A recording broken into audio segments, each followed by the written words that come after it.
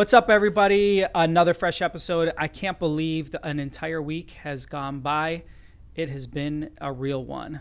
But every week we like to at least break and pause, do some content, listen to some of our supporters, and try to pick topics that they are interested in. So today we have a very special episode we're calling Life of an Order.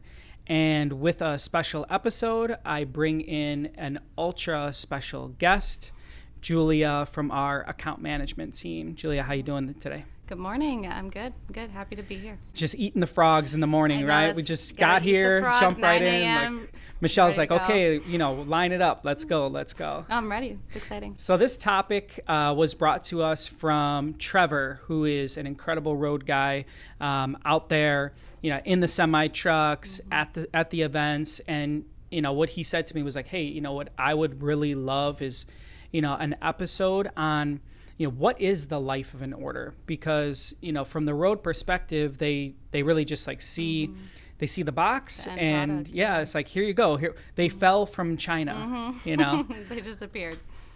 But we all know that there's so much more that goes into even just like making a simple printed t-shirt, especially when it's at scale.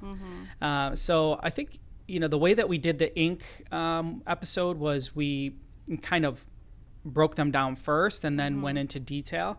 But I think the way that we do this one is let's just start at the top and we'll pick them and keep going and just go one kind of at a time. Yeah. And then Michelle will layer on some cool graphics so people could get somewhat of a visual on like what does the receiving department look like in each one of our factories? What does the washout booth look like? It's like one would think, oh, what do you do with the screens? You just like toss them in the alley or something like that. But actually reclaiming screens is a kind of long, arduous process. Yeah. But I won't jump into the weeds in that just yet. But let's talk about, like creative and like where does it start? How does discovery, when I know I'm always throwing like, hey, I got a new opportunity, this really cool brand, and we're going to start working on this. So talk to me about, what is the creative discovery process and where do we start? Yeah. I mean, every order starts with an idea, what the client wants to look like, what they want the design, what color t-shirt, what, long sleeve, hoodie, So it starts with the idea. That's kind of the origin of the order. And that creative process, whatever you want, it can bring down the line any other path, any other avenue, decoration type, different type of garment, different color, what type of inks we use. So that creative process is a lot of the communication that goes on from the beginning of an order. And how do you organize that? And I know Michelle loves when I have like the platform of the week. So like I'm obsessed over like Fig Jam's whiteboards and I'm like trying to throw all the products in there first. But like, what do you like personally? Like when we go through that like creative and discovery process, what is like the tool of choice that you've liked so far? Yeah, I mean, I do love Figma. I love the idea of, taking a look at what the client's needs are. If we're talking about a tour, when is the tour? If it's in the summer, let's get some tank tops, let's get t-shirts, some long sleeves or hoodies. It's important to look at the full scope. And I think Figma is definitely my favorite to use because you're able to just lay out exactly what color garments you'd like or the different good, better, best of garments very easily. And you can quickly put the same design on different, Yeah, I think what it does in, kind of the next phase is going into the line sheet process. It's like sometimes when you jump right into Illustrator or Photoshop, you lose the collaborative nature of like, let's pick products, and I really think that is like, where the magic happens is, having a partner that is great at product development and great at sourcing, and then bringing in the creative side and the graphic side, and then putting those two together elegantly. And so that's where I've really like enjoyed using. And I'm not like paid advertiser for Figma in any way, shape, or form. I really wish I was, but any whiteboard will, digital whiteboard will do the job for you. So after that, walk through. So we pick garments, we have the line sheet, and now how do we go into like a proper like layout of the graphics on top? Working with the art department, and maybe we can bring Justin in, to get a little deeper on this next time. But then how does that work? Yeah, I mean, any order, it's crazy how many hands an order will touch before it even goes into production. It starts with that communication from, an account manager, or just that first line of defense where we're talking about garments, we're talking about, what they want, whether that's just a single order or a big line sheet for tour or for a festival or anything like that. That's where it starts. And once you have just like some type of artwork and some type of garment and like a quantity, you can pretty much do anything, and that's where the next step is that art team, give us guidance, or give me the knowledge of what is the best way to achieve this end goal that the client's looking for. And if a client wants something on a t-shirt that's super soft, like, okay, then let's figure out the best 100% cotton tee, 100% cotton hoodie, or whatever that may be. So we really, that art team's able to help us guide us to that end product that we're looking for. Something else that I feel like is kind of a lost part of the business is like building the line sheet to be production ready. Sure. And we've all received that piece of artwork where it's like, okay, the design's going to start from here and then wrap all the way around here and end here. Yeah. Let's be realistic. And I want it screen printed. Like it has to be screen printed. There's like, okay, there's physics at play here. Right. So, it is a thankless job on the production art side of like really spending time saying, how am I going to execute this? Right. How big are the pallets? How big are the garments? Yeah. What is the scale that I can put it on the pallet and on that specific garment? A kid's size T-shirt isn't going to have the same sizing of art that an adult size T-shirt would have. So all of those details. You make a great point there, and I don't know if people consider that like, when you have a screen printing press, and let's say it's 22 station, for example, right? If you don't have tons of them with different pallets already put on them, then that means you're swapping 22 pallets. I know you've watched that process, but I mean, it could be 30, 45 minutes, right.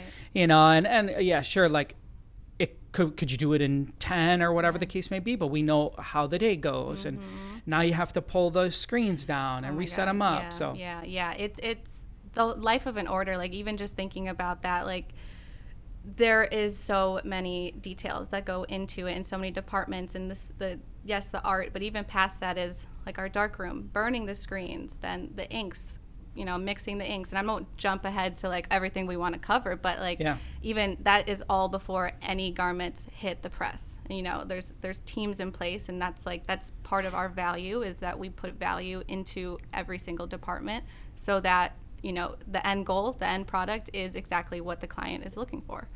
I think you went right into the next part. Walk us through like the quoting, like the quoting is a chapter in this life. Yep. And then at the same time, the other big challenge is sourcing the garment. And I saw, we can see inside of our platform, how many different, distribution centers, the garments are coming from. And I saw this one order coming from like 9 different distribution centers. So like, walk us through, tell us, what is the quoting process and how is that done? And then, how do you source these garments, especially at big quantities? Right. Yeah. I would say there's definitely 3 main ingredients to any quoted order, and that big or small, these are the 3 things that you need. You need your art, what kind of art you want, the garment, and the quantity. All of that is what is going to affect your overall price. And when it comes to garments, you can get the same t-shirt from 5 different, vendors. When you're looking at, getting those from all those vendors, the inventory is usually like right, the big if you're issue. looking at a tour, you need that large quantities, and it's much more efficient to buy in that bulk quantity right up front rather than making those constant reorders. Let's look at the full scope. Let's get the quantities and figure out the exact place, hopefully all in one place, that we can get those garments. And I think the world, not just the garment space, but just like the entire world is still recovering. Yeah. And I think we've seen inventory levels definitely grow, but at the end of the day, we're still seeing orders come from multiple different warehouses all over the place, and we're going to get into the receiving department, which I think the understatement is how we receive garments and just how they come in, and how UPS puts them on multiple trucks, and I mean, it is what was the game, Pickup Sticks or something like that? I don't know. Yes. Maybe, like it is literally, and Mariana and then Brenda from our team. It's like you take all these toothpicks and you're just like throw them up in the air, and you're like, okay, go. Let's try to organize it. Let's try to organize it. Let's try to put it together. Right. So we covered, usually, so after the quote process happens, when you guys press approved, we basically split into 2 different forks, and one of those forks is the art side. And I think we did a solid job in covering that, like how SEPs are done. Maybe we can layer in that, what that episode was, but when we get a piece of flat art, it's not like you just shove it into a screen printing press. Right. There's an entire process that goes into that, but I think we did a good deep dive. Now, when we go into securing the garments, moving that over into purchasing, we're often going out and trying to source and secure all these products. Yeah, it's its own battle. Yep, and then get them here in a timely manner, which is often like being at the mercy of a UPS or a FedEx is a big reason why we have started to layer in our own assets quite a bit. And that might actually be a cool episode. Bring Sunny and maybe Jose and even Mario and his incredible photo abilities that he's just been crushing. But like now talk about, I know you deal with the receiving side as well. How do you manage these garments coming from 9 different warehouses, and how does like the teams then figure out where it's got to go and what press? It's a lot of communication, and I think you're exactly right. It's a fork. Once an order and everything is good to go by the client's sake, we that fork is art, and art will start moving on their end. But the purchasing is a whole different battle. Like I said, it's a lot of communication with our production teams.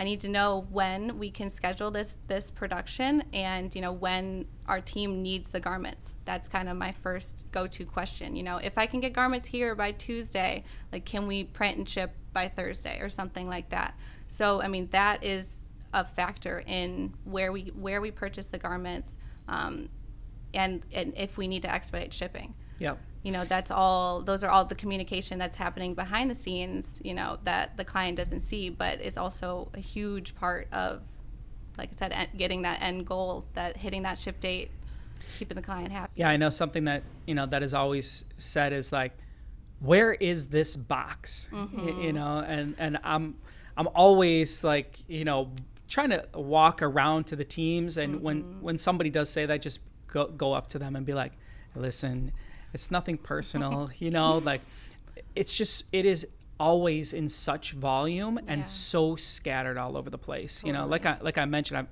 I've seen so many times where a UPS truck brings 19 boxes of one order, 54 boxes of another, and then second truck brings one that went with the 19, Yep. and third truck brings another one that went with the 19, and you just are trying to like piece that together. Seriously, God bless the receiving team, because it's a lot. And it's a lot of pieces of the puzzle that have to go together to even just be ready for production. As things are coming in not in full, boxes coming in one day, another box coming in the other day, and things missing. That first, once the box comes in, you're checking the label. You're say, okay, these are all the smalls, these are all the mediums, the larges. We're missing XYZ. And from that, once the whole order's here, then we come in and we're able to pick it and count exact quantities and pull it to bring it to the press. All of that is the receiving team. They do an amazing job of that. But it's a lot of at will of UPS and the freight trucks. And so while all that is happening, we have like this whole kind of like pick up sticks game going on this way. The other fork that we're going into is the art department is trying to process that art at the same time. Yeah. And then we're specifically talking about screen printing, and there's so many other different ways that we decorate, embroidery and sublimation and digital and yada yada. But for this conversation purposes, we'll talk screen printing. Right. Where then after we get those colors separated, we're putting them into what is called a rip, and inside of the rip is basically we're taking all those many colors. You could check out the SEPs video. And then we're putting them into halftones and we're making them black. So we can image them onto the screen, which is porous as it sits right now, which may be another great episode. But we will then take this mesh that is porous, and in a high volume facility, they're doing this automated. So they're putting the screen inside of a machine and it's coating that entire mesh with emulsion. Yeah. Ultimately making now nothing porous on the mesh. From that point, we will image on a ink, which is black, complete key or black, on top of the emulsion, and then bake everything around the ink. After that point, we take it into a spray booth, automated again, if it's like a volume size shop. And when it runs through there, everything that was baked will remain non-porous. And what the black ink will then become completely porous, ultimately letting the ink flow through. And so each one of them, some people call them a plate, some people call them a screen. But then that is basically how each one of these screens are created. And so that is like, while this side over here is trying to say like, okay, where are the garments? How many of them? What truck are they on? So forth. Yeah. The other side of the fork is then building out these screens.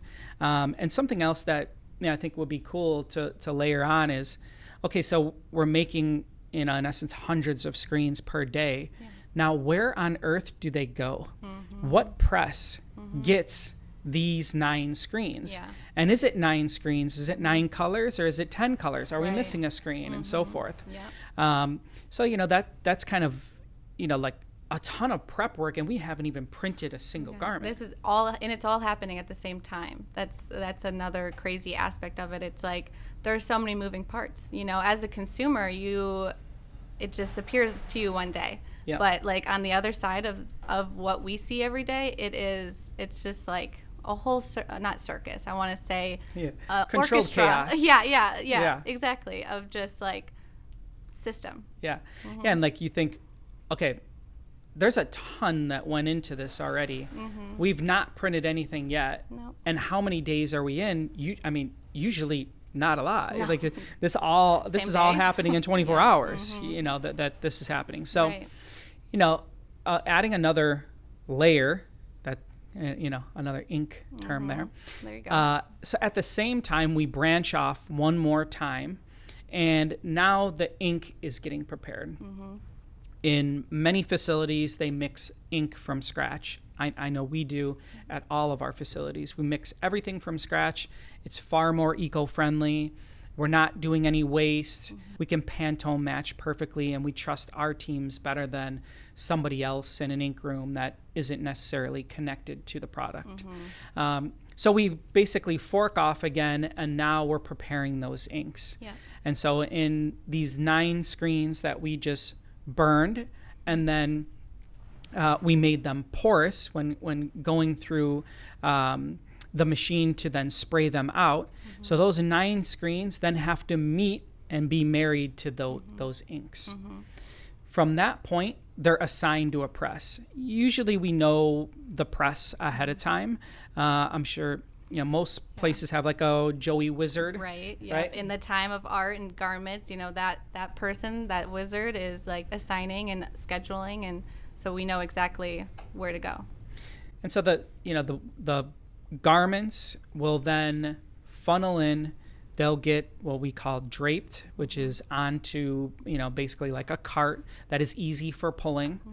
And so you have like the culmination of all that, all that effort, which is the garments come together, the screens go to press, the ink comes in on a cart, and then what are we doing? Which is now even, kind of complicates things even more. It's like, you have to have a system to display what the final product is going to look like. Right. We use a tablet at each one of the stations. And so, that press operator is then saying, okay, let me get a glimpse of what this is supposed to look like. And color corrected. So we use the proper tablet so that you can actually see like what it's supposed to look like. Yeah. For many, many years, we used paper. The issue with paper is that you can't tell that color quite well. Right. So we're using some type of screen to be able to tell, what is the product supposed to look like. Right.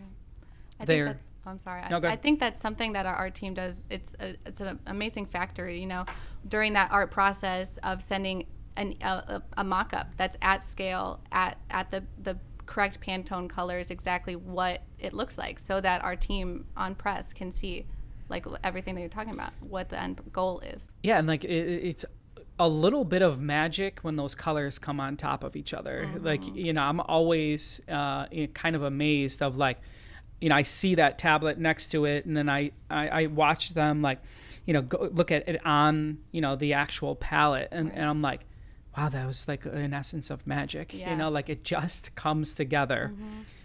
The problem is when the magic sauce or fairy dust or whatever the case may be runs out for the day.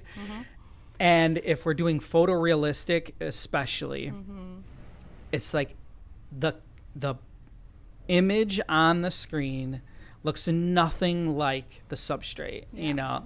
And so then it's this ping pong ball match of wiping the screens, pulling the ink off of the screen, because oftentimes people are like, oh, just change those 4 screens.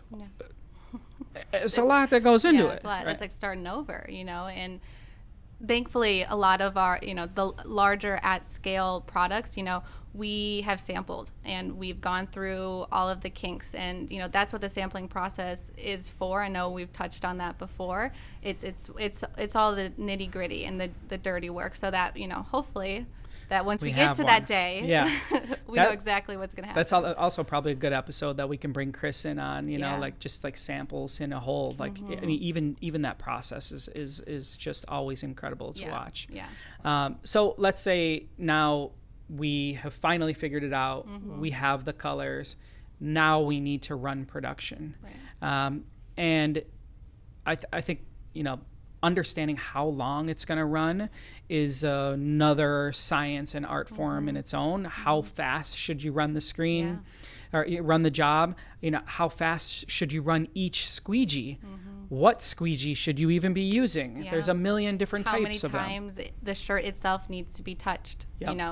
How many screens, and then how many positions? Like, that is all time, and thankfully we're able to see that, and we know exactly what to expect, and that falls into the schedule and what we're able to accomplish.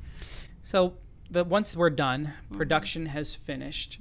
I really want to dive in deep in the future on the QC process. But then basically that product is set aside. It does not go in boxes yet. Right. And we have our QC teams walking around all day long, and they will go and inspect that order. Now, they do the absolute best job that they could possibly do without, if there's thousands of garments, you're not pulling every single one out. But, the QC person at the end of the dryer is looking for inconsistencies. And then there's one more set of eyes that takes high-res photos and then puts them into our platform. And we should definitely go deep. If you're interested in us going, deeper on this, we would be glad to on an independent episode. But once that is done, talk about the complexities of finishing, knowing what gets what. Like, does it get hang tags? Does it go to inside tags? Does it get a SKU sticker? What is the SKU? There's so many variables. There's so many variables. There's so many services, and I mean, all of that is the communication that starts with the beginning of the order. We know all of those requirements, and as the first line of defense, like, I'm making sure I have all the questions answered. I know exactly what they'd like. I know what needs to be folded, what needs to be tagged. We've ordered what we need to order, or the client has sent us what they need. So that whole process is the third or fourth battle that, like, just the day-to-day we face. But it's amazing. And as we have our automatic folding machines and automatic polybag machines, like, that helps the process move significantly quicker. And having the whole team that is designated just to finishing, it's crucial. It's crucial as we work with e-com or even Tor. Tor gets a lot of finishing and hang tags and everything. So you need to have many hands when it comes to finishing. Yeah, and we try to apply technology across the board as we get into the final stages of packing and shipping. Inside of our platform, we have all of those services, and we're checking them off physically as well on paper. We're checking them off, but certainly things do scoot by.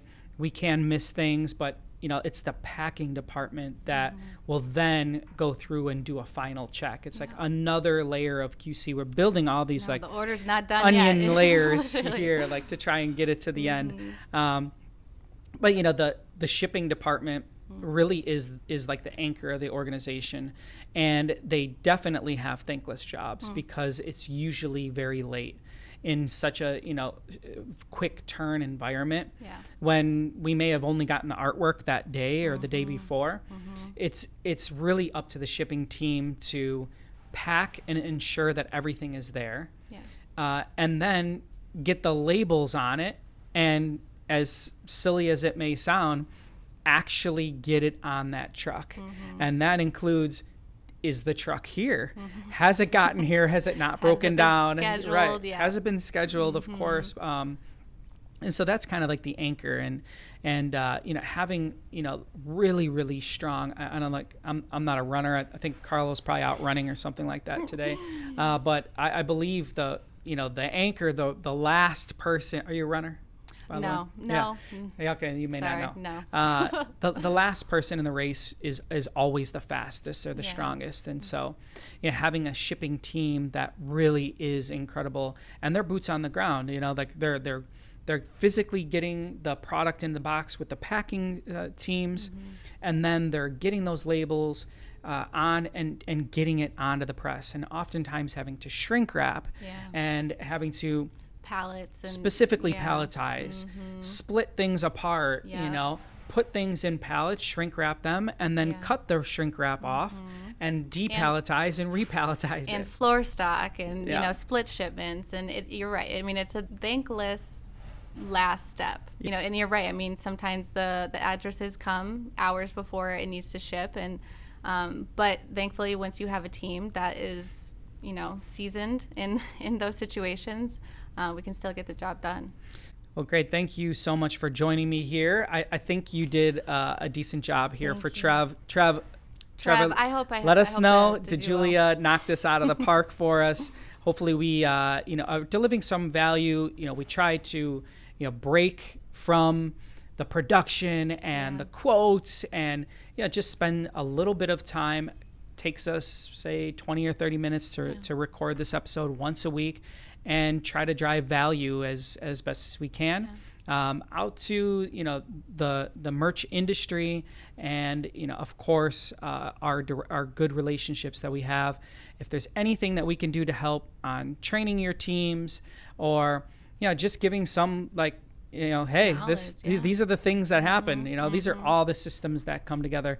Please reach out to us. Thanks again, Julia. Thank you, Michelle. Thank you. See you next week.